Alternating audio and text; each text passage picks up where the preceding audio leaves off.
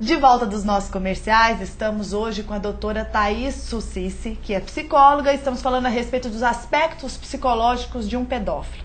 Agora, doutora, não só nós estamos super interessados no assunto, como algumas pessoas querem fazer perguntas. Então elas vão te fazer alguma pergunta agora. O pedófilo tem caráter agressivo e mudança de comportamento? O pedófilo é agressivo, o ato em si. A conduta de um abuso ou de um estupro, ela em si é agressiva.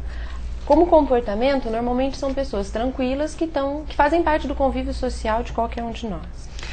Até porque para passar essa segurança para a criança também ir com ele tem que passar esse caráter bonzinho, legal, até ter atrativos para seduzir, né, essa criança para chegar ao ato, né, doutora?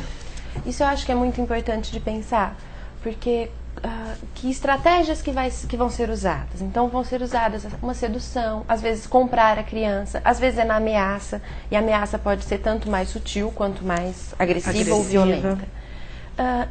Quando eu falava para vocês do vínculo, então muitas vezes está dentro de casa. A maior parte das vezes é duro, né? O abuso se dá dentro da estrutura familiar. E às vezes é a babá, a mãe, o pai, o tio, os avós. E aí, então, é uma perversão dupla. É o desejo pela criança e, ao mesmo tempo, é um comprometimento naquele vínculo. A criança fica esperando um cuidado, uma maternagem, uma paternagem, um acolhimento, um abraço. E aquele abraço deixa de ser um abraço de carinho e se torna um abraço sexualizado, uma invasão, uma ruptura mesmo da infância. Doutora, outra coisa que eu queria saber de você. Por exemplo, o pedófilo, no caso, ele arquiteta, ele planeja na maioria das vezes? Sim, isso pode acontecer sim, na medida de que ele está procurando satisfazer o desejo dele.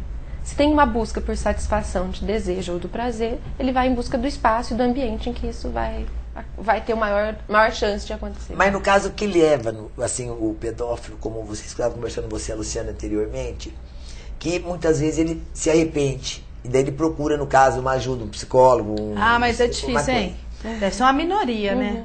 Que se expõe. E, por exemplo, essa minoria, quando vai procurar vocês, profissionais, o que é que vocês notam em comum neles?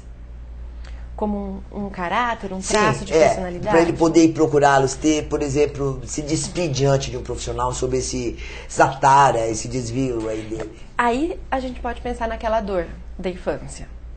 Quando eu te falava disso, que existe um sofrimento, houve algum sofrimento, houve algum trauma, algum comprometimento na primeira infância até a adolescência. Então são as pessoas que se dão conta desse sofrimento e procuram ajuda. Então sempre há algum sofrimento de 0 a 18 anos aí. Algum grande sofrimento. Agora, doutora, tudo bem, eu e o Zezé estamos super curiosas, queremos extrair o máximo de informações suas, porém as pessoas também na rua querem perguntar mais para você. Vamos lá.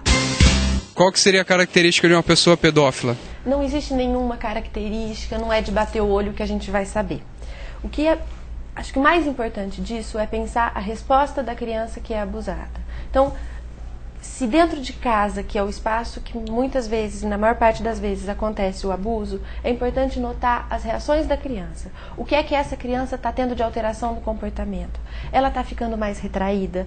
Ela está tendo momentos regredidos, então ela passa a fazer xixi na cama, ou dificuldade na hora de ir no banheiro para fazer cocô, ou ela está ficando muito agressiva, muito agitada, como que ela está na escola, de repente houve alguma alteração no ambiente escolar, e a escola é um dos espaços em que isso se manifesta mais rapidamente e mais claramente. Agora, doutora, é muito interessante isso, porque eu também estava vendo outro dia na televisão a respeito de um avô que molestava os netos. Eu achei um absurdo, até que a mãe pegou em pleno ato com uma criança de 2 anos. Mas o filho tinha falado já para a mãe que o vô fazia tais coisas, que tinha aquele relacionamento diferente, e a mãe achou que não. E até que ela ouviu em ato. Isso... Qual é a porcentagem que as pessoas acreditam, dessas pessoas, né? Que acredito que é uma fantasia, né, da criança até. Muitas vezes os pais duvidam, porque é muito dolorido a gente acreditar que o avô, os nossos pais, os avós da criança, ou o nosso marido, ou o padrasto da criança, ou o tio, está abusando e dentro da sua casa. Então, muitas vezes, as mães ou os pais preferem falar, não, imagina, você está inventando, jamais ele ia fazer uma coisa dessa com você. Nunca ele faria um negócio desse. Ou os tios, não, imagina, seu tio, uma pessoa tão boa, ele tem os filhos dele, ele jamais faria isso com você. Mas é importante a gente ficar atento. Que essa criança está falando isso por quê? De onde ela está tirando uma coisa dessa? Vamos conversar com a criança, vamos ficar mais perto dos filhos e mais próximos, né? Para tentar entender. Tá bom, ele está dizendo isso, o que mais está acontecendo? Porque a criança ela não vai só falar. Ela vai demonstrar nas pequenas coisas do cotidiano que ela não está bem.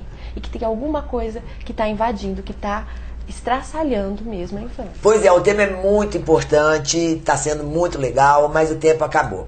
Mas antes de acabar, né, Luciana, eu tenho que mandar um beijo especial para Magali, mãe do Amaro, que é uma paixão de São Carlos. Magali, um beijão aí, conto com você, amiga. Programa TPM. Oferecimento Fisioforma, estética de resultados. Vivenda do Brasil, cosméticos inteligentes.